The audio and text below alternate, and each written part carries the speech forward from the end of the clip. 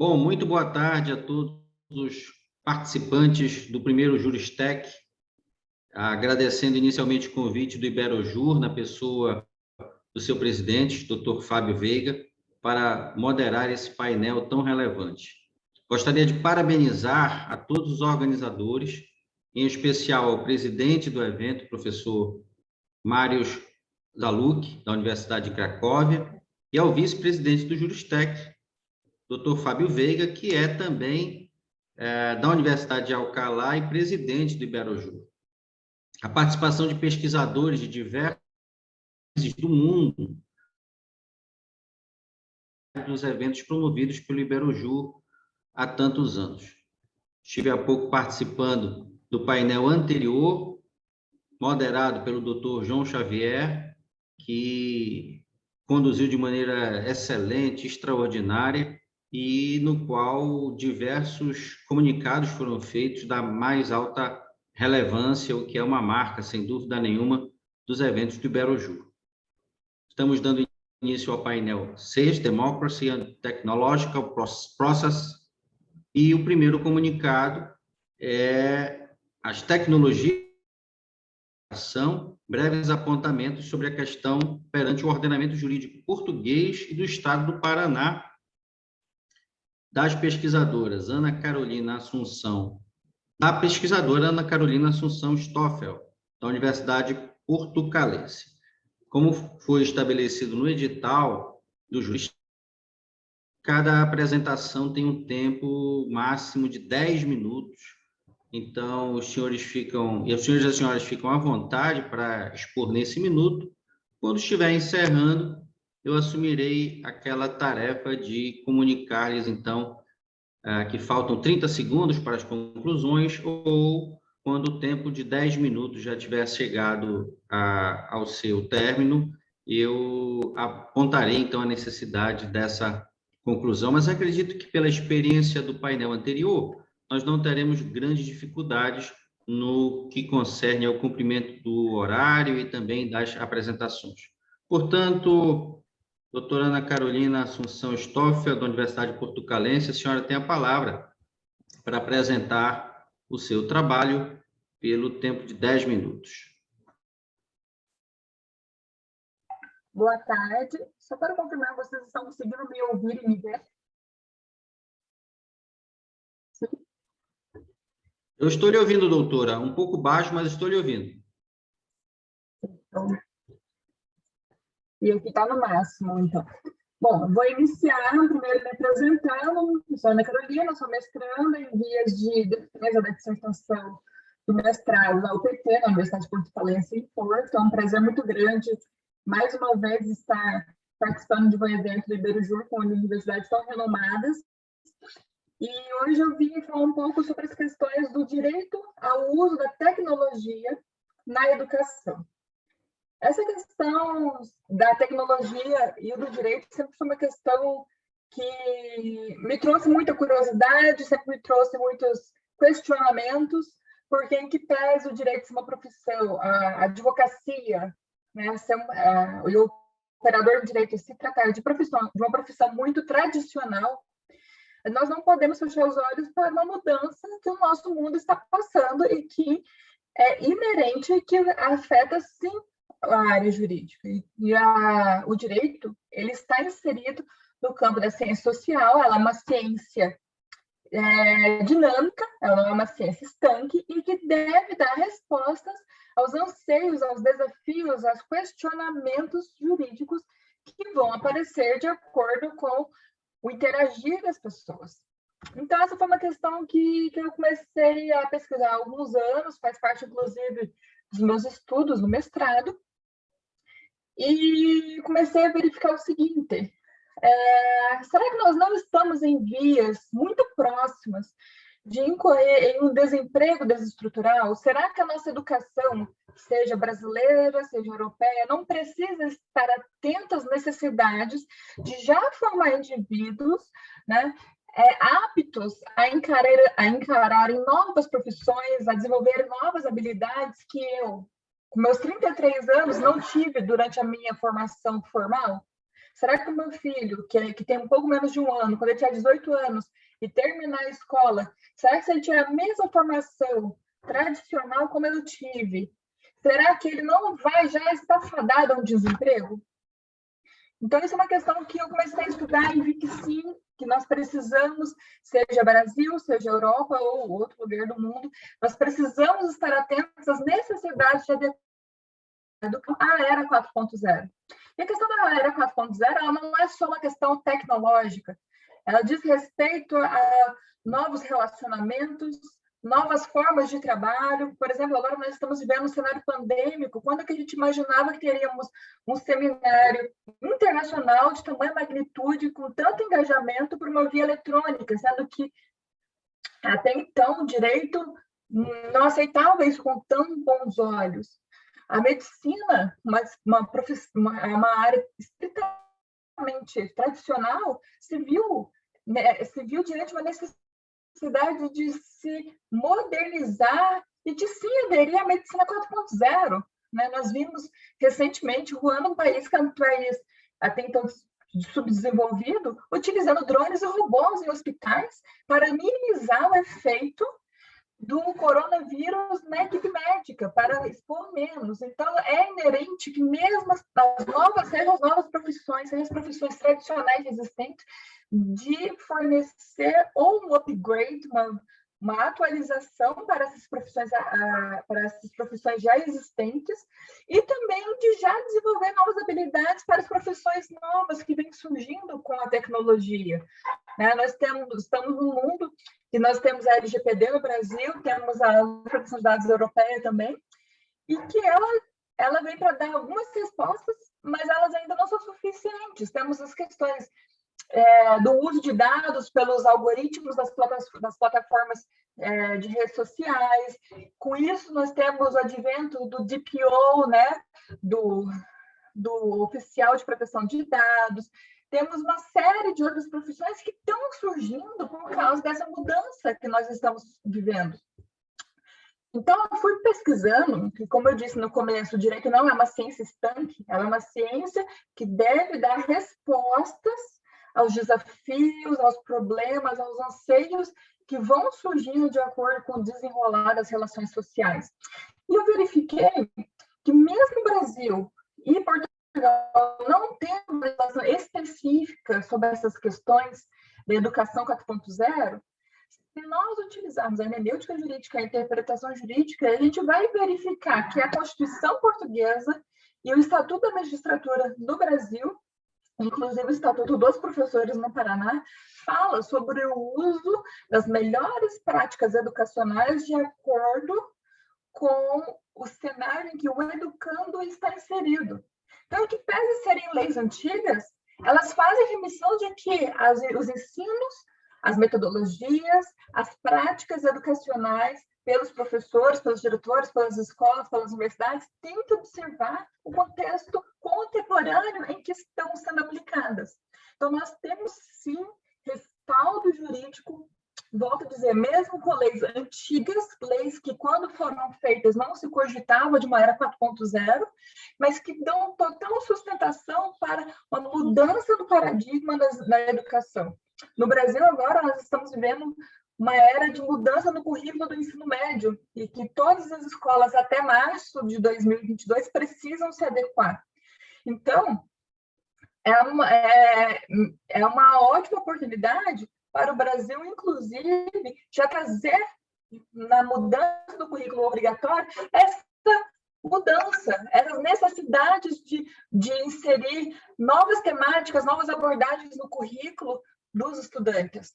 Então, é importante, sim, o direito a uma educação tecnológica, o direito a uma educação focada numa era 4.0, a gente não gerar uma geração de estudantes já fadada ao desemprego, ou um desemprego estrutural, ou até os pais de família, né, os pais e as mães de família, né, já não estarem perto de se tornarem obsoletos, por não estarem se atualizando. Então, isso é importante. É importante também porque o desemprego tem uma total relação com a questão do exercício da democracia.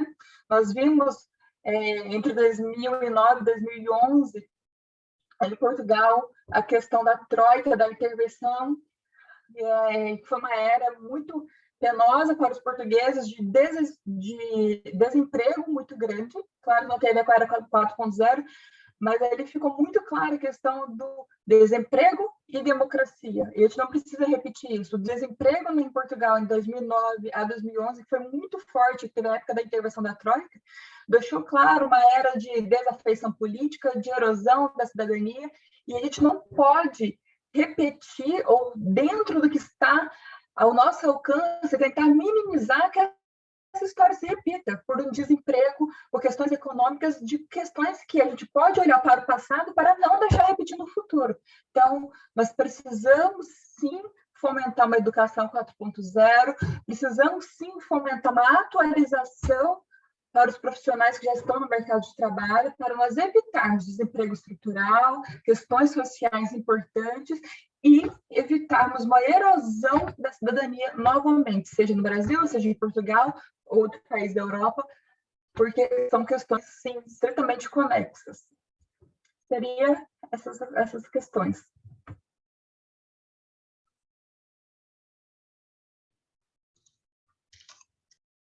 Muito obrigado, doutora Ana Carolina Stoffel, da Universidade Portucalense. As suas reflexões, eu acredito que são absolutamente fundamentais para o período em que todos nós estamos vivendo.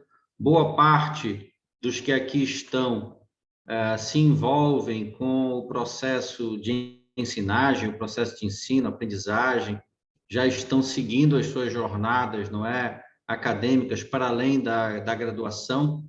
Então, acreditamos que suas reflexões são absolutamente fundamentais para que nós possamos pensar e repensar quanto à educação do futuro ou o futuro da educação. São duas visões que precisam ser por nós assumidas diante dos desafios que estão postos em todas as partes do mundo. Então, muito obrigado, Ana Carolina, pela sua brilhante participação. Bom, nós seguimos adiante e vejo que já está aqui conosco a doutora Camila Frade, que juntamente com a doutora Mara Lúcia Custódio, representando a sua instituição, a Escola Superior Dom Helder Câmara do Brasil, abordará o tema Uma análise geopolítica sobre o monitoramento do ecossistema amazônico por meio de satélite. Como já falado antes, cada uma das apresentações, cada um dos comunicados tem como tempo máximo 10 minutos. Então, eu passo às colegas Camila e Maralice a palavra para que possam fazer uso, então, desses 10 minutos. Olá, boa tarde para os brasileiros, boa noite para o pessoal da Polônia e também para os nossos colegas da Europa em geral. Meu nome é Camila Frade e é com muito prazer que eu venho hoje. Infelizmente, a professora doutora Mara Lúcia teve alguns compromissos profissionais e não conseguirá adentrar, porém eu vou tentar dar o meu máximo para fazer uma explanação do tema. Eu sou vinculada como mestranda à Escola Superior Dom Helder Câmara, no programa de pós-graduação em Direito Ambiental e Desenvolvimento Sustentável. O objeto da pesquisa é exatamente verificar se existiria algum conflito geopolítico no que tange ao monitoramento da Amazônia por satélites. A justificativa da pesquisa reside exatamente na necessidade de se analisar se a floresta amazônica, de se tutelar a floresta amazônica, visto que ela apresenta uma grande biodiversidade na sua fauna e sua flora. No entanto, essa biodiversidade é constantemente ameaçada devido à degradação ambiental, principalmente no que tange a incêndios e a extração ilegal de recursos minerais e naturais da própria floresta. A investigação científica ela foi desenvolvida a partir de uma metodologia jurídico-teórica e foi apoiada em um raciocínio hipotético-dedutivo, como análise de natureza qualitativa e uma técnica de pesquisa bibliográfica e documental, utilizando artigos científicos relevantes à análise do tema. O marco teórico central da pesquisa foi o livro Geopolítica da Amazônia, da professora Berta Quebecker, que explica um pouco o conceito de geopolítica no que tange a esses conflitos econômicos, políticos em um determinado território. Bom, nesse contexto, o objetivo central da pesquisa ele se confunde com o próprio problema, pelo fato de que nós buscamos, então, analisar se existe um conflito geopolítico no que tange ao monitoramento desse ecossistema, porque os satélites eles coletam informações e realizam a fiscalização a partir de imagens que posteriormente são analisadas e colocadas à disposição da população. No Brasil, esse sistema, já existe um sistema brasileiro de satélites denominado Programa de Desmatamento em Tempo Real, que é feito pelo próprio governo brasileiro, através da instituição do Instituto Nacional de Pesquisa. Só que, em junho do ano de 2009, esse sistema disponibilizou um dado de que a degradação na Amazônia Legal somaria cerca de 2.072 quilômetros somente nesse mês. E esses dados gerou uma repercussão internacional gigantesca, principalmente contra o atual governo, tendo em vista a questão das queimadas que foram muito relatadas nesse relatório disponibilizado. O atual presidente do Brasil alegou que esse sistema ele era falho e esses dados eles seriam errôneos, tendo em vista que o sistema brasileiro ainda não tem uma resolução de imagem tão boa e não tem uma percepção de espaço tão grande. E no mesmo sentido, o ministro do Meio Ambiente, na época, alegou em uma entrevista na BBC News que existiu uma necessidade de contratação de uma empresa privada para monitorar a Amazônia com mais eficiência. Em vista disso, no ano de 2019, o Instituto Brasileiro do Meio Ambiente e dos Recursos Renováveis, o IBAMA, ele publicou um edital licitatório para a contratação de uma entidade especializada no fornecimento desses serviços. Todavia, esse projeto ele não obteve êxito devido a várias especulações de corrupção. Por sua vez, em junho de 2020, sem nenhum processo licitatório, a Polícia Federal iniciou a contratação de uma empresa privada com essas características para monitorar toda a área florestal da Amazônia, no caso, a empresa denominada Planet Labs. No entanto, a Polícia Federal alegou que esse serviço só será utilizado para investigações da Polícia Federal, não substituirá o sistema brasileiro. No entanto, a partir das considerações finais, nós observamos que existe, sim, um grande conflito geopolítico, tanto por parte do governo brasileiro, como por parte do próprio Instituto de Pesquisa Espacial, tendo em vista que o sistema brasileiro ele funciona, só que ele tem realmente suas limitações. A natureza das imagens elas não tem uma resolução efetivamente boa. Então, caso seja implementado, deveria haver uma melhora desse sistema. Atualmente já existem até satélites totalmente brasileiros que estão tentando melhorar esse sistema, mas ainda não se obteve um êxito completo. Então, essa Planet Labs ela seria uma opção viável para a solução dessa questão. No entanto, temos que investir também na tecnologia brasileira nacional e disponibilizar também esses dados para a população em geral. No mais, eu agradeço a oportunidade e estou aberta para qualquer questionamento.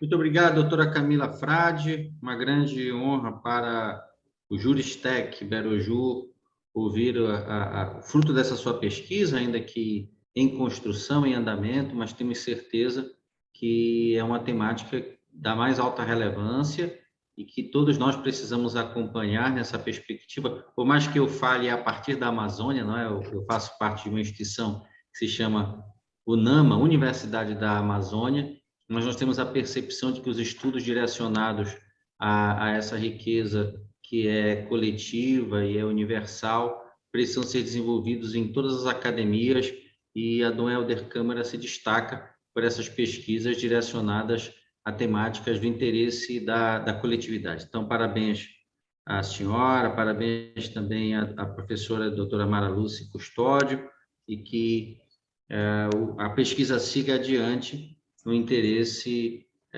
jurídico e no aspecto tecnológico que o Juristec propõe a desenvolver a partir desse primeiro seminário. Muito obrigado e vamos aguardar, não é, se surgirão até o final deste painel 6 questionamentos dirigidos à sua apresentação. Muito obrigado. Seguimos adiante. O terceiro comunicado é Health Technology, uso do wearables como instrumento de desenvolvimento econômico e garantia do direito fundamental à saúde. Pedindo desculpas por qualquer problema na pronúncia, mas o doutor Fabiano já poderá ajustar essa pronúncia quanto ao título do seu trabalho, do seu comunicado. Esse trabalho congrega aqui 2 pesquisadores, o doutor Fabiano Fernando da Silva e o doutor Jonathan Vita, da Universidade de Marília, que é parceira tradicional dos eventos do Iberojur. Doutor Fabiano, doutor Jonathan, se os senhores forem falar conjuntamente, cada um dos senhores poderá falar por 5 minutos. Se só um for utilizar a palavra, poderá falar por 10 minutos, e a palavra já está, então, concedida aos senhores. Muito obrigado. Obrigado, Jefferson. Enfim, a gente sempre se encontra nos eventos do Iberojur, nos eventos do Comped, tem uma série de institutos que a gente se congrega. Enfim, eu já tinha combinado com o Fabiano, eu vou fazer uma apresentação pequena, inicial, para contextualizar a pesquisa, e depois o Fabiano fará a apresentação, vamos dizer assim, do mérito da controvérsia. Enfim, me apresentando, eu sou Jonathan Barros Vita, sou coordenador e professor titular do PPGD Unimar, né, que é o Programa de Pós-Graduação em Direito da Universidade de Marília. Lá a gente tem mestrado e doutorado. A gente fez um convênio com a Escola dos Magistrados, a EMAN, do Mato Grosso, e dentro desse projeto, o Fabiano é um desses alunos, é servidor do Tribunal de Justiça, e a gente conseguiu, dentro da minha disciplina, que é uma disciplina formativa desse programa, são vários subgrupos, digamos assim. Um dos subgrupos foi justamente sobre Health Technology, e dentro desse contexto, o Fabiano foi exatamente para essa linha do direito fundamental à saúde, que a gente pega sempre temas tecnológicos, temas inovadores, e tenta subdividir para encaixar na regulação, no direito do consumidor, no direito ambiental, enfim, uma série de situações diferentes. E o Fabiano acabou por apresentar essa pesquisa na disciplina que se chama Estado, Direito e Relações Empresariais, e esse trabalho vem rendendo, né, Fabiano, com muito prazer e com muita satisfação, uma série de frutos, porque tudo isso aconteceu antes da pandemia. E a gente viu que esse estudo que foi feito lá em 2019 tem aplicações práticas e desdobramentos fundamentais.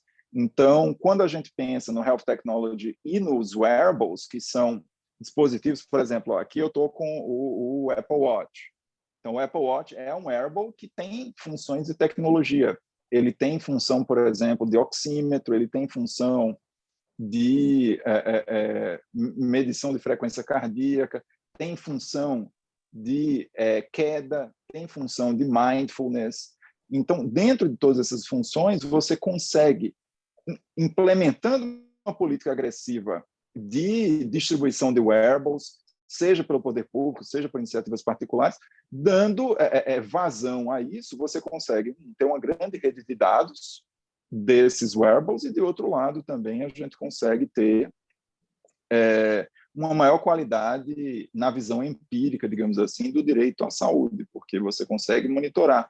Inclusive, na próxima versão, isso obviamente não está no artigo, nem está na apresentação, mas as especulações para a nova versão, especificamente do Apple Watch, falam da possibilidade de ter um monitor de glucose. Então, os diabéticos, etc., vão conseguir medir. Medidor de pressão, eu acho que não vai ser possível, né, porque ele tende a apertar, digamos assim, e tem de estar em um local de vez, mas assim, veja, oxímetro, frequencímetro e, se possível, medidor de glucose já são aí ferramentas fundamentais. Tem outros que têm outros parâmetros, outros dados, Fitbit, etc. Mas a gente vê que a tecnologia sendo implementada nesse contexto do direito à saúde, e com essa distribuição a gente tem aí uma base de dados fundamental para fazer políticas públicas e política, no caso concreto, garantir esse direito fundamental à saúde de maneira bastante concreta e bastante consistente. Então, eu contextualizei, falei sobre essas notas iniciais e reitero o prazer de co-dividir aqui a autoria com o Fabiano,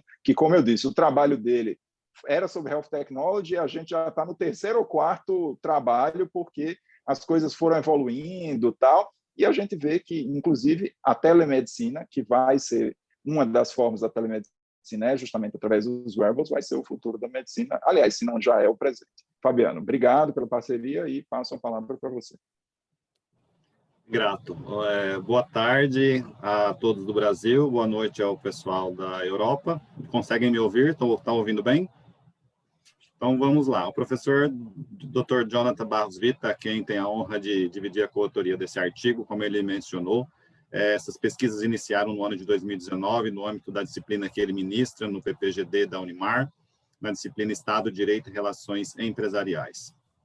Qual é o nosso objetivo com essa pesquisa intitulada Health Technology, o uso de wearables como instrumento de desenvolvimento econômico e garantia do direito fundamental à saúde? O nosso objetivo com essa pesquisa é analisar wearables na modalidade tecnologia de saúde pelo Sistema Único de Saúde como instrumento de desenvolvimento econômico e da garantia do direito de saúde. Qual foi o tipo de pesquisa que a gente utilizou?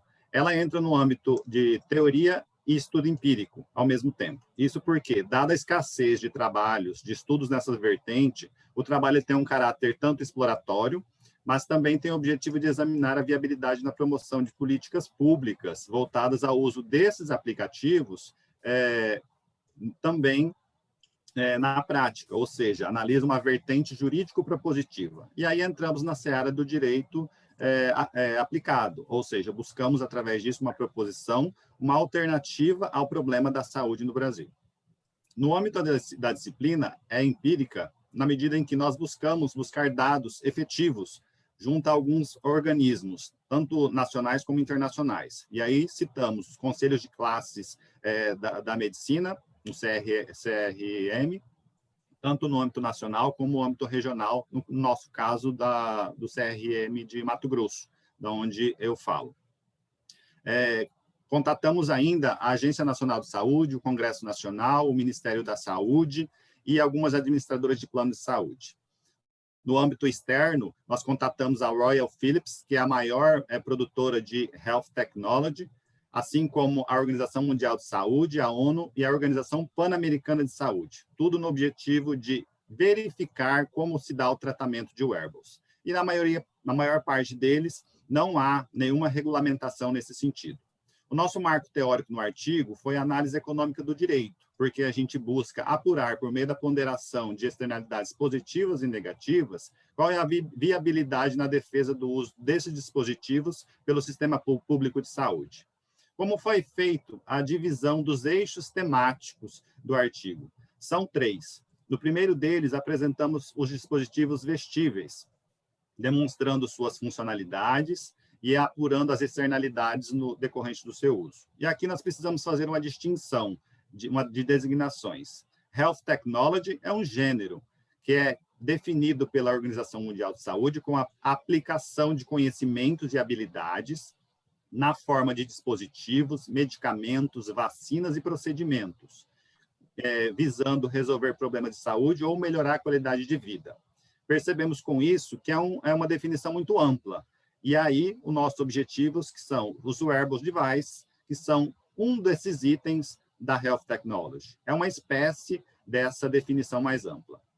E aí podemos citar vários tipos, como óculos, relógios, ou roupas, pulseiras. E esses dispositivos, quando inseridos na tecnologia de saúde, eles têm por finalidade contribuir cientificamente para a prevenção de patologias, antecipando diagnósticos e fornecendo-os de forma mais precisa, bem como para o seu tratamento de modo eficiente e seguro.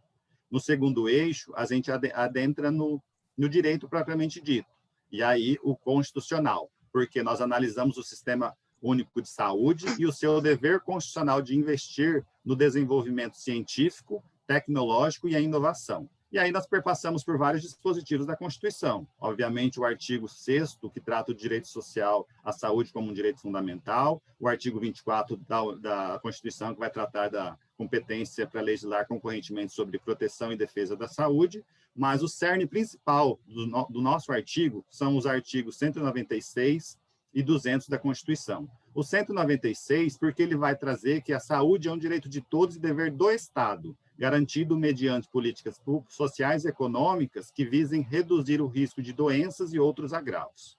E o 200, principalmente, porque ele estabelece que o Sistema Público de Saúde, o SUS, ele tem o dever, no inciso 1º, controlar e fiscalizar procedimentos, produtos e substâncias de interesse para a saúde e participar na produção de medicamentos e equipamentos, aqui os wearables. Assim como no inciso 5º, mais importante, o SUS tem a obrigação de incrementar em sua área de atuação o desenvolvimento científico e tecnológico e a inovação, e é o que propomos através dos wearables nesse sentido. O último eixo, ele entra no exame do contexto da pandemia, do novo coronavírus, no Sistema Público de Saúde e a sua relação com os wearables, os vestíveis. Isso porque a pandemia ela demonstrou o colapso do Sistema Público de Saúde ao envolver o contato físico das pessoas, contaminando profissionais de saúde e outros que transitam pelos sistemas públicos de saúde, e a falta de leitos. E os vestíveis, eles propiciam acesso aos dados de saúde dos pacientes de forma integral, remota e em tempo real, anulando o risco de contágio decorrente da superlotação das unidades de saúde e preservando os leitos hospitalares àqueles que realmente necessitam, diminuindo o risco de uma recessão econômica. E o contexto da pandemia ele serve exatamente para demonstrar a viabilidade, pois os países que dominam as tecnologias de saúde tiveram melhores resultados na proteção da saúde e da vida de seus cidadãos, assim como tiveram condições de resgatar mais rapidamente a sua economia. Estudos demonstram a suscetibilidade do mundo a novas pandemias, e assim o debate de temas como desse artigo, é premente. Por fim, em conclusão, o nosso resultado que trazemos é que a utilização dos dispositivos vestíveis, os wearables, pelo Sistema Público de Saúde, atende ao comando previsto no artigo 200, inciso 5º da Constituição Federal, que estipula que a competência do SUS de incrementar na sua área de atuação o desenvolvimento científico e tecnológico e a inovação. Dessa forma, o uso dos wearables proporciona um equilíbrio tanto sanitário quanto econômico. Aí eu repasso a palavra ao Dr. Jefferson.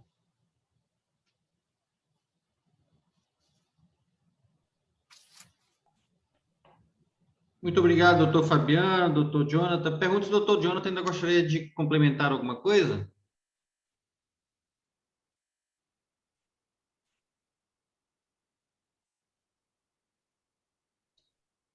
Não estou lhe ouvindo.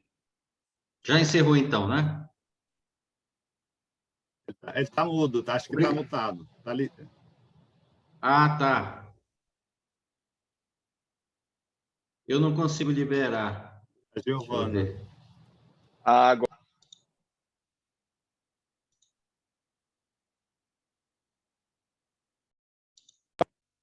Agora sim.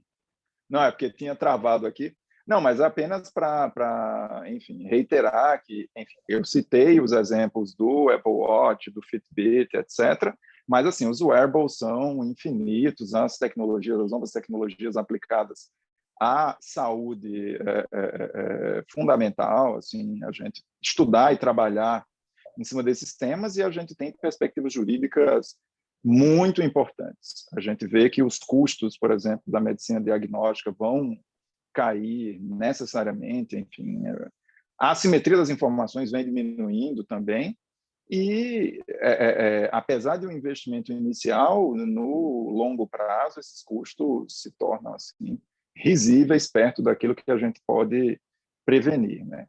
Então, com um sistema integrado de dados, com os wearables, a gente aí vai ter um grande futuro no porvir, e isso tem desdobramentos, tanto do ponto de vista jurídico, do direito à saúde, da proteção de dados, do direito do consumidor e uma série de outras situações. E eu acho que a gente precisa pensar em como as instituições brasileiras vão prosseguir nesse caminho e permitir esse desenvolvimento tecnológico. Eu acho que esse foi um dos grandes temas que a gente tratou, né, Fabiano, nas nossas discussões, porque a gente viu, quando teve apresentações sobre a questão de wearables na área de seguros e em outras áreas, essas áreas proíbem que você faça discriminação ou que você faça uso desses dados. E sem dados você não consegue ter política pública bem executada. Então, dito isso, só posso parabenizar a todos os que me antecederam também, a Ana Carolina, enfim, a Camila e a Mara Lúcia, e agradecer ao professor Jefferson e ficar aqui à disposição de todos vocês e junto aqui com o Fabiano, que é o meu coautor, com muito prazer. Obrigado, pessoal. Muito obrigado, professor Jonathan. É uma alegria realmente tê-lo conosco, uma honra para o evento Iberojur, para o nosso primeiro Juristec, contarmos com um trabalho apresentado em coautoria de um mestrando, não é, que é o Fabiano, e também com o senhor, que é coordenador desse programa da Unimar, que é uma referência para as instituições privadas que ofertam, que desejam ofertar programas estrito sensu. E como é bom também testemunharmos verdadeiras parcerias acadêmicas entre docentes discentes dos PPGDs, e acredito também que o Iberojur tem sido um grande promotor de tais parcerias. Então, muito obrigado mais uma vez, professor Jonathan e ao Fabiano, por essa belíssima explanação. A nossa quarta apresentação, o quarto comunicado, é do Guilhermo Ochoa Rodrigues. Está o Guilhermo? Eu não consegui localizá-lo aqui. O Guilherme não poderá apresentar, professor. Guilherme não poderá apresentar, muito obrigado. Então, já seguimos no nosso controle aqui para o quinto comunicado da Maria Ângela Ariosi, da Universidade Federal do Mato Grosso do Sul, que tem por título Notary Name to be Protected. Então, vamos ouvir a Maria Ângela, da Universidade Federal do Mato Grosso do Sul. 10 minutos, Maria Ângela, fique à vontade.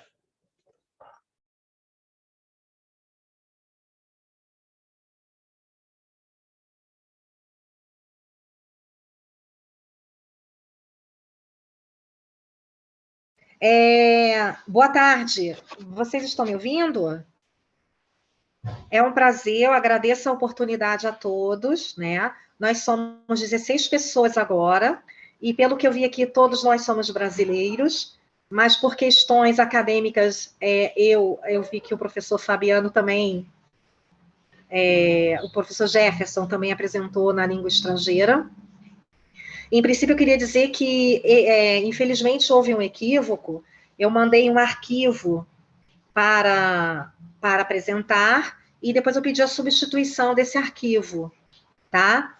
Então, eu já até entrei em contato, mandei um e-mail, porque eu enviei um trabalho, dentro do prazo, enviei outro trabalho, em substituição àquele anterior, né? E o meu trabalho, o título do meu trabalho mudou, né? Até pedi para que esse trabalho fosse o resumo considerado, porque eu fiz algumas modificações. Então, eu achei mais adequado, então eu fiz essa alteração. Infelizmente, eu vi que o título aí é o título anterior. Então, o título do meu trabalho é The Protection of the Registry Office Name in Brazil. The Need for a Theoretical Construction in the Light of Human Rights. Então, esse resumo expandido, ele traz uma pesquisa que eu já venho fazendo há algum tempo e que vai redundar em um artigo, né? Um artigo científico, onde o meu objetivo é estudar uma problemática que é a apropriação indevida do nome cartório por outras pessoas que não são cartorários. Bom, essa é a minha problemática. Então, eu apresento isso como um problema, né, que é o uso do nome cartório por outras pessoas que não são cartorários. Muito bem. Eu não me apresentei, acabei falando do título do trabalho, que eu fiquei preocupada. É claro que esse assunto diz respeito à minha área, né, profissional. Eu sou tabeliã e registradora no interior de São Paulo. Enfim, então é um assunto que nos interessa profissionalmente, para a nossa classe, que é o uso do nosso nome cartório por pessoas que não são cartorários. Muito bem. E aí, nessa pesquisa, e no meu resumo eu apresento isso, né? Isso é um fenômeno que vem ocorrendo desde 2015 para cá. É um fenômeno relativamente recente, né? E nas pesquisas, para minha surpresa, eu descobri que no INPI, Instituto Nacional de Propriedade Intelectual, a propriedade do nome cartório pertence a uma pessoa jurídica, que não tem nada a ver com a gente, né? Então, essa pessoa foi lá e registrou esse nome e tem a propriedade intelectual sobre o nome cartório. Então, existe hoje uma demanda, não vou dizer um litígio, mas pode até se dizer que é um litígio, né? Entre a associação de classe, a nossa associação de classe, que é a ANOREG, Associação dos Notários e Registradores do Brasil, que está peticionando junto ao Instituto INP, o Instituto de Propriedade Intelectual, né, a exclusividade do nome. Isso está sendo discutido ainda, o que é um absurdo. Bom, e aí, essa problemática, ela gera a problemática, ela tem uma repercussão na vida prática das pessoas, né? Na verdade, existem empresas que usam o nome cartório para explorar a atividade, oferecendo serviços de intermediação, né? Então, o consumidor, ele acessa o site, ele vê escrito cartório 24 horas, cartório online. Muitas vezes ele acha que se trata de um cartório, né? E essas empresas, elas vão terceirizar, elas vão se colocar ali entre o consumidor e o cartório para prestar um serviço que já é prestado pelo cartório online, tá? Já é prestado. A gente tem excelentes sites de navegações, e a minha pesquisa é para comprovar isso, né? Então, nós prestamos esse serviço e, no entanto, essa empresa, ela entra nessa intermediação e o que ela ganha? Ela ganha porque ela cobra até 4, 5 vezes a mais o valor que é cobrado pelo cartório. E isso gera uma instabilidade muito grande em termos de emolumentos, porque o consumidor acha que o emolumento do cartório já não é um emolumento muito módico, e o que essas empresas fazem, elas triplicam, e é um absurdo. Eu já vi valores assim exorbitantes, né? Uma certidão que em São Paulo custa R$34 e pouco, eu já vi se cobrando 200, tá? E eles demoram até 3 vezes mais o prazo para a pessoa receber essa certidão, porque eles pedem para o cartório faz o ato, envia para eles e eles enviam para a pessoa. Então, é um prejuízo imenso. E a minha pesquisa é estudar esse fenômeno, né? E aí, no meu resumo expandido, eu falo nos objetivos, né? Que é estudar esse modus operandi, né? Desses sites, né? Desses prestadores de serviço, como que esses sites operam e em que medida ou por que eles conseguem convencer o consumidor que muitas vezes contrata o serviço achando que é um cartório e não é, qual é a técnica, e por isso eu falo da teoria, a semiótica de Charles Peirce, né, que explica a comunicação visual que esses sites utilizam para induzir o consumidor a erro. E o que isso tem a ver com direitos humanos? Isso tem a ver com direitos humanos porque, na verdade, você está entrando na esfera, né, da subjetiva do consumidor, né, de estar sendo enganado. Então, eu também estabeleço ali uma ponte com a teoria da dinamogenesis, né, que é uma teoria que vem sendo capitaneada pelo professor Vladimir Oliveira da Silveira, que é o nosso coordenador, meu orientador na Federal do Mato Grosso do Sul. E é isso. Bom, eu não tenho muito tempo para falar, eu acho que tá bom, né? Eu acho que eu já até ultrapassei o meu limite. É isso, gente. É só isso que eu tinha para falar, porque eu não posso ocupá-los mais do que isso. Gostaria muito de falar mais, mas a gente não tem muito tempo, né? Muito obrigado, doutora Mariângela. Na verdade, nós estamos com o nosso tempo muito ajustado, né? Até pela ausência também do colega Guilhermo, nós estamos já chegando à nossa última apresentação com 55 minutos, não é? De tempo decorrido desde o início do nosso painel. Então, se depois os colegas quiserem fazer uso de uma complementação, não há problema nenhum. A senhora já quer complementar alguma coisa, doutora?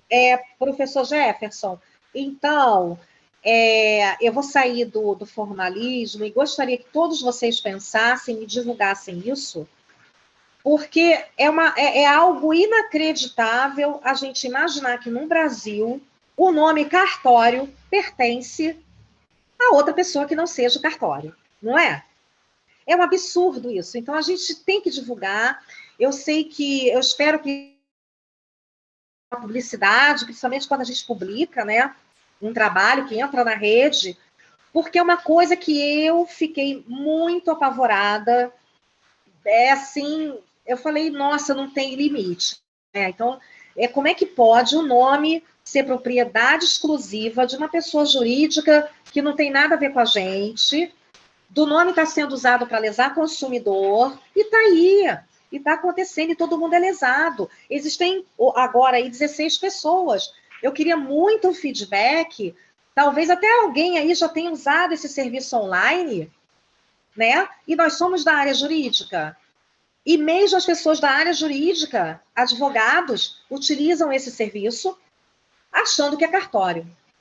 E não é, né? E prejudicam a nossa imagem, né? Porque o consumidor tem o cartório já não é muito bem visto, já é visto como, né, o feudo hereditário que não é mais, como um ambiente burocrático e também financeiramente, né, que o cartório, todo tabelião é rico, então tem toda essa crença que não é mais assim, né, mas a pessoa ainda... Então, assim, esses sites, eles só prejudicam a nossa imagem como tabeliães, os nossos, enfim, os colegas pelo Brasil inteiro são prejudicados com isso, né, e o consumidor. Então, eu conto que vocês divulguem, me ajudem a divulgar isso, porque é um trabalho científico interessante, mas é um trabalho social também. A gente tem que divulgar para acabar com isso, porque... né, e o objetivo é esse, né, é divulgar, gente, olha, atenção, né, e é engraçado que aqui na televisão, né, tanta coisa para se falar na televisão, aí se perde tanto tempo para falar do MC drogado que se jogou do apartamento no Rio de Janeiro, mas você não vê um programa educativo para explicar isso para o consumidor. Então a gente conta com um colega, olha, tem 16 pessoas que eu estou contando para me ajudar a divulgar. Então, muito obrigada, né? O objetivo é divulgar, fazer pesquisa, mas também divulgar uma questão crítica que afeta a todos nós, porque todos nós somos usuários de cartório, né? É isso, gente. Obrigada.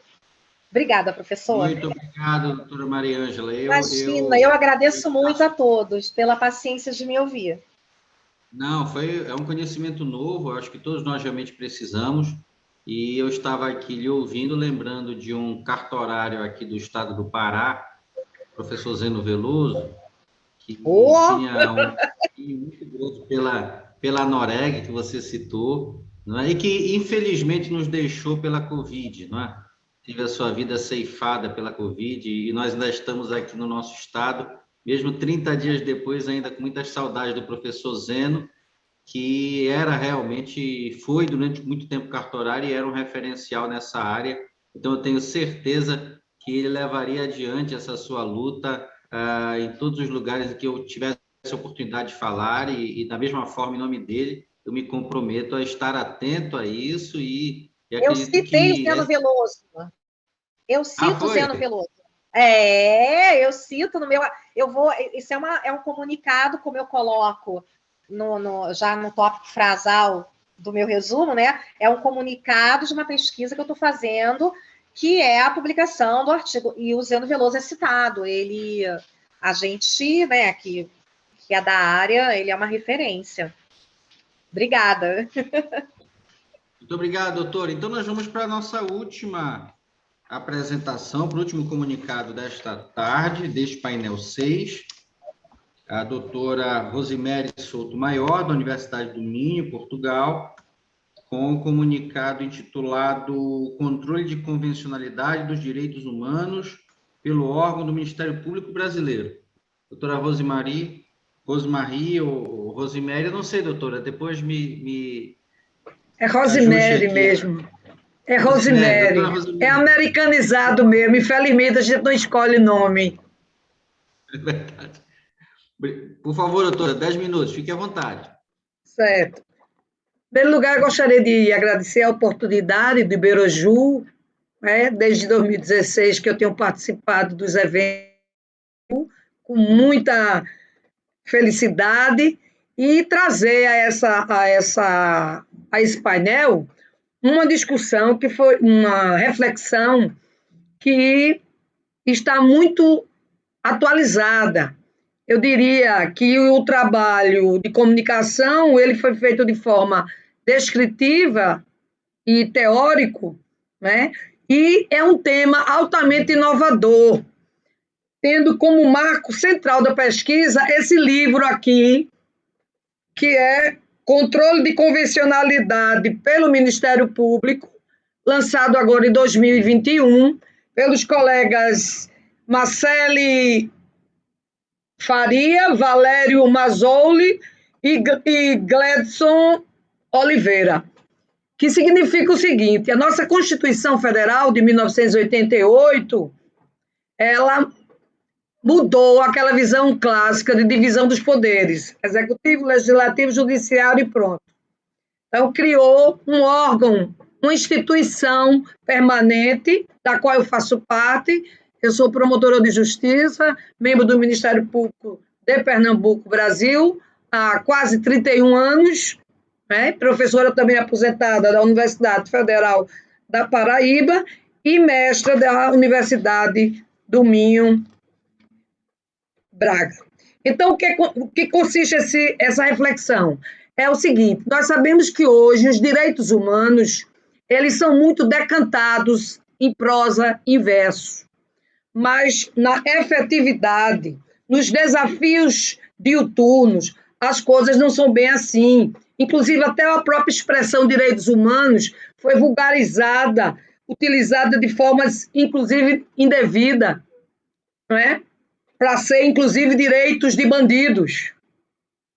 Que não é nada disso. Isso já é fruto de um garantismo hiperbólico monocular, como diz o nosso colega Douglas Fish, onde, na verdade, o Ministério Público tem, por função constitucional, a função de ser defensor dos direitos humanos.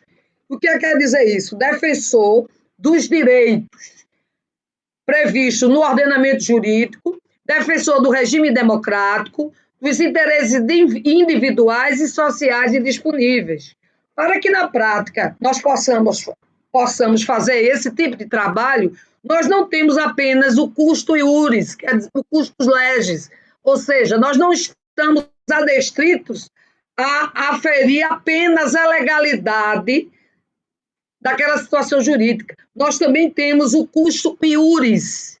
E o que quer dizer isso? Nós temos a possibilidade de aferir, no caso concreto, se está havendo a violação de alguma convenção internacional, Convenção do Direito da Mulher, Convenção dos Direitos da Criança, dos Idosos, dos portadores de deficiência, do meio ambiente, etc. Então, nós temos uma gama enorme de convenções internacionais que o nosso país é signatário, mas que, na prática, essa situação, muitas vezes, é olvidada e, por falta de indução nossa, e aí eu estou falando do Ministério Público, por isso que ousei em trazer esse trabalho para reflexão, porque através desta aferição, no caso concreto,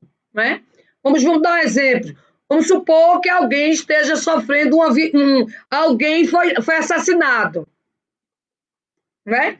Só se fala muito mais nos direitos do preso, do agente que cometeu o crime, se esqueceu da vítima. E nós sabemos que o Brasil, por exemplo, já foi condenado pela Corte Interamericana 9 vezes consecutivas por justamente não ter uma proteção deficiente à vida. Então, dentro desta linha de raciocínio, em todas as áreas que atuamos, porque ao defender a ordem jurídica, nós defendemos todo o arcabouço, todo o sistema legal. E, segundo o Supremo Tribunal Federal, as convenções são supralegais. Se elas são supralegais, cabe a nós, promotores de transformação social, resolutivos, célere e de iniciativa, trazer à baila e, efetivamente, garantir esses direitos a todos, para que todos nós tenhamos uma sociedade justa, igualitária, para que não haja tanta pobreza, não haja discriminação, haja todo um conjunto de circunstâncias, porque não adianta o Brasil ser signatário de uma convenção onde ela não é aplicada.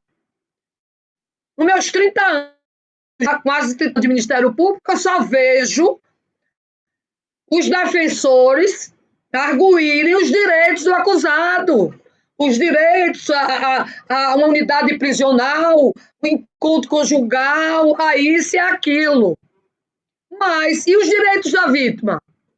Quem vai protagonizar esses direitos? Somos nós. Então, na hora que vamos fazer esta aferição e trazer para o processo e levar para o juiz da causa, nós estamos tratando de sermos veículos concretos desses direitos humanos efetivos.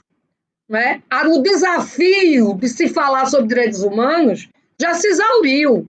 Estamos já na hora de tratarmos de prevalecer esses direitos na ordem doméstica, no âmbito interno, e trazermos todo esse mecanismo de garantias. Porque se não formos nós, membros do Ministério Público, não há nenhum outro órgão, porque nós somos também órgãos que exercemos parte da soberania do Estado. E se exercemos parte da soberania nacional do Estado, no artigo 127 da Constituição Federal, nos dá esses atributos, esse arcabouço, e nos dá instrumentos legais, como a Lei 7347, que é a Lei 95, que é a Lei de Ação Civil Pública, que traz também possibilidade de acordo, de termo de ajustamento de conduta, enfim, todo um conjunto de situações em que o nosso trabalho não se verifica apenas na consonância com a lei, porque nós sabemos que o poder legislativo, na maioria das vezes, extrapola os limites constitucionais e até convencionais. Então, se em cada processo, cada promotor de justiça, conhecendo, né, para isso existe um vade-mecum de convenções internacionais, que eu sugiro que cada promotor de justiça possa fazer uso, nós podemos trazer, num plano dinâmico e concreto, direitos humanos, trazer os direitos humanos eficazes e trazer fazer com que o país seja, por exemplo, nós trabalhamos a defesa do patrimônio público, né? Contra as organizações criminosas. Então, nós temos que atuar, e atuar com liberdade constitucional, dentro dos limites constitucionais e convencionais, e caso contrário, isso não seja observado, nós temos a Comissão Interamericana de Direitos Humanos e a própria Corte Interamericana. Então, nós precisamos utilizar o revés dessa história, essa moeda, né? Se está só caro ou coroa, ela tem que ser vista da outra forma. Novos paradigmas para que se possa efetivamente trazer o bojo dos direitos humanos, porque sem discriminação, garantindo alimentação para as pessoas, garantindo a liberdade como um bem tutelado, mas também a tutela do direito à vida, que a liberdade não pode se sobressair sobre a vida, né? Muita gente agora, por exemplo, muita gente agora morre e o atestado de óbito sai como Covid, né? Eu tenho uma pessoa conhecida minha que levou um tiro na testa e o atestado de óbito saiu como Covid. Né? E a propósito disso, nós estamos fazendo uma pesquisa de vitimização aqui no município do Recife, para justamente 2020, 2021, fazermos o mapeamento e os indicadores. Concordo com os antecessores que falaram da necessidade de indicadores. Não se pode fazer política pública em lugar nenhum no mundo se não tivermos esses indicadores. Então, os DESCs, os direitos econômicos, sociais, culturais, aí os afrodescendentes, toda a gama, o meio ambiente, tudo está dentro desse universo de direitos humanos. E o Ministério Público, por função constitucional, é defensor desses direitos humanos. Né? A quem interessar possa. Sei que isso incomoda. O Ministério Público brasileiro é uma pedra no sapato de muita gente que não quer cumprir a lei, nem quer cumprir a Constituição e muito menos as convenções que o Brasil ratificou. Então, eu não quero passar do meu tempo, né? E voltarei se por acaso tiver esse direito. Muito obrigada. Muito obrigado, doutora Rosemary. Nós temos algumas observações que foram feitas aqui durante a sua fala. A doutora Cristiane está dizendo que a senhora é conhecida no Ministério Público de Pernambuco, é um dos quadros mais valiosos da instituição, pelo constante debruçar sobre temas atuais que demonstram a preocupação inerente ao cargo que ocupa para a promoção da justiça. E havia também uma outra observação aqui feita por outro colega, agora eu não estou achando, mas que também tinha...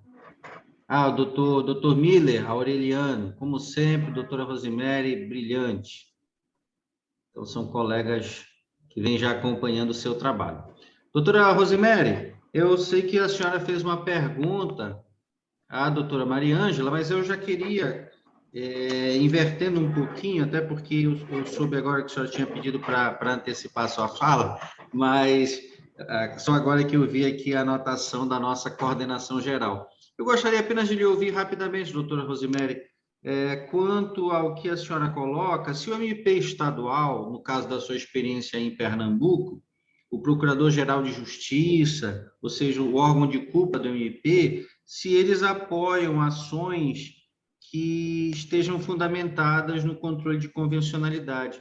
E se o Judiciário está preparado para receber essas demandas. A senhora nos mostrou aí um vademecum que, de alguma maneira, facilita o trabalho do operador, do profissional do direito, do mesmo Ministério Público, mas e os magistrados estão preparados para receber e compreender a fundamentação que está sendo apresentada na demanda?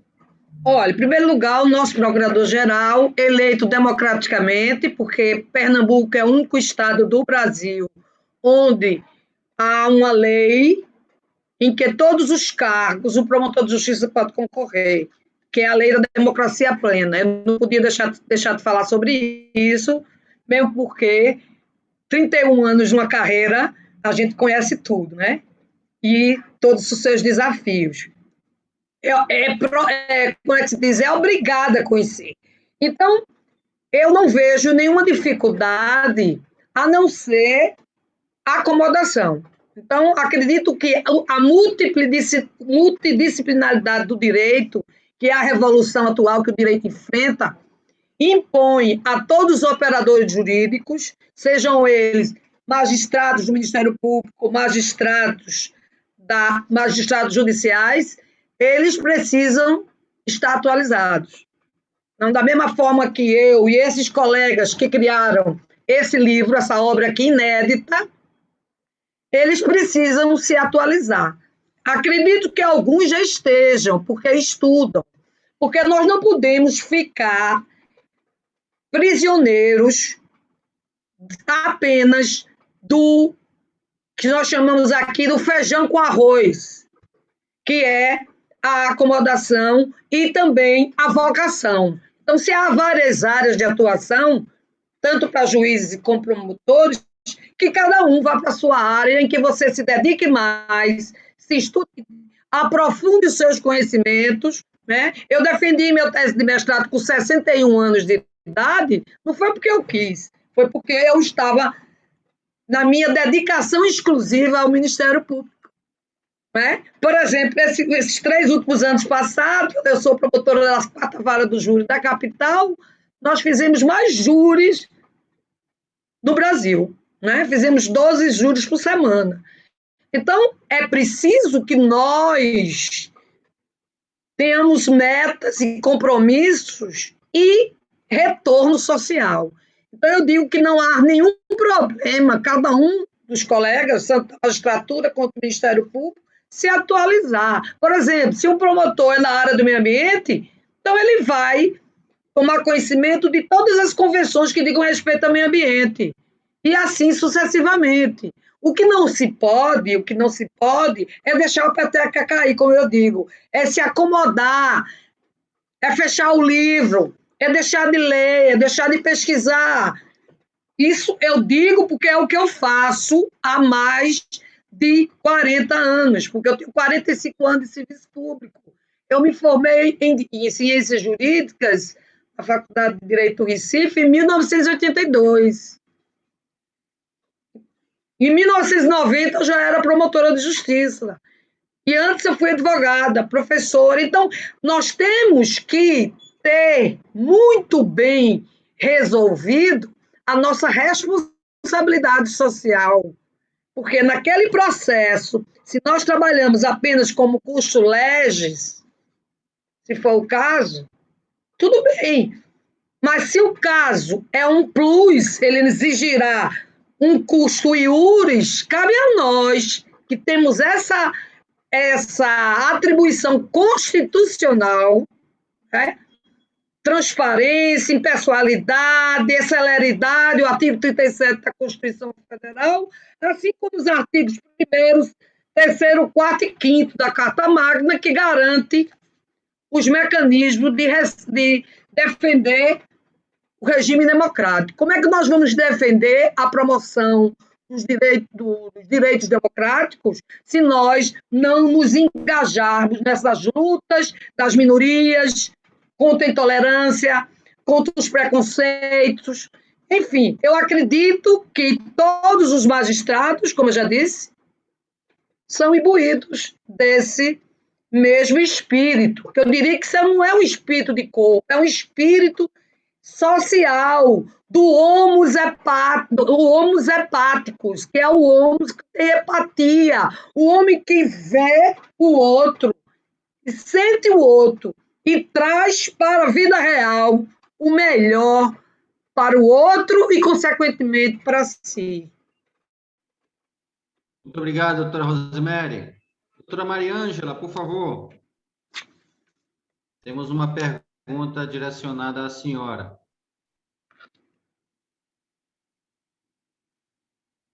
Doutora Maria Ângela ainda está aí?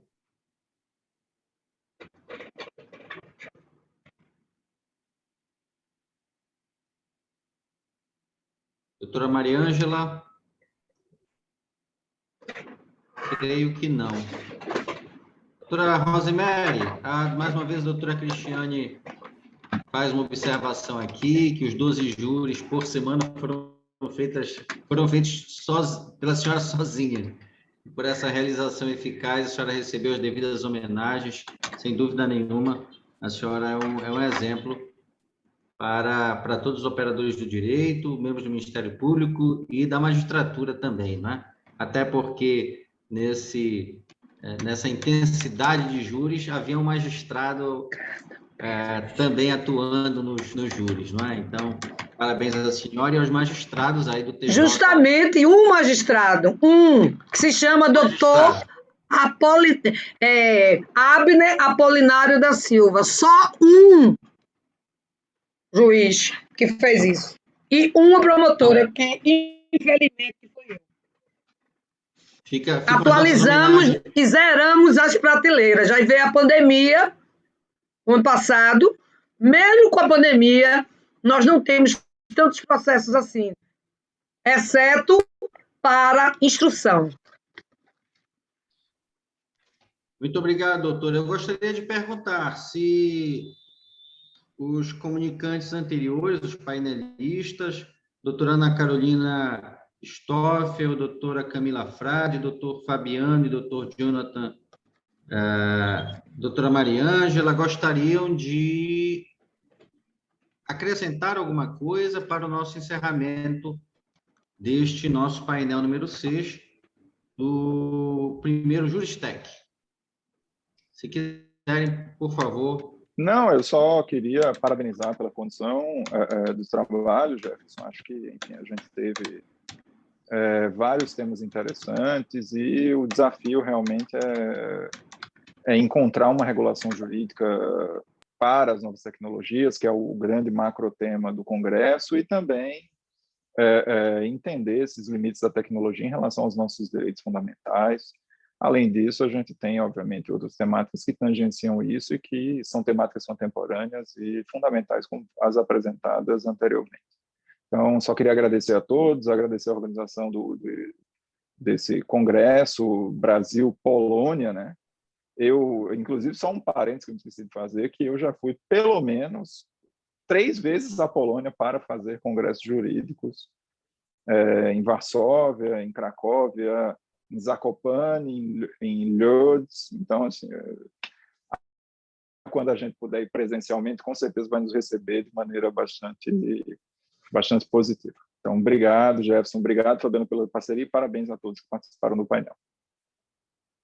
Obrigado, doutor Jonathan. E realmente, como o senhor muito bem frisou, sendo enriquecidos por temas transversais à proposta do Juristec, a maior parte dos comunicados até aqui, eles estão absolutamente vinculados às propostas, à temática do seminário, então é algo extraordinário de ser realmente compreendido, mesmo que nós percebamos que algumas tarefas, não é, que alguns projetos ainda estão em construção.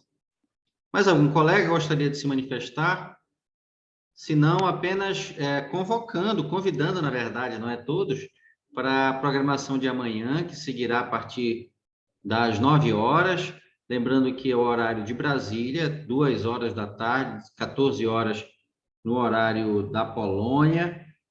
Então, agradecendo, não é, mais uma vez o convite do doutor Fábio Veiga, que é o nosso presidente do Birojur, parabenizando todos os pesquisadores que compartilharam aqui os seus saberes, ainda aqui em construção, e, mais uma vez, reiterando o convite para que possam continuar acompanhando o Birojur amanhã, no segundo e último dia desse primeiro Juristec. Um grande abraço a todos, mais uma vez saudações aqui desde a Amazônia, será um prazer também recebê-los aqui, e fiquem com Deus. Muito obrigado.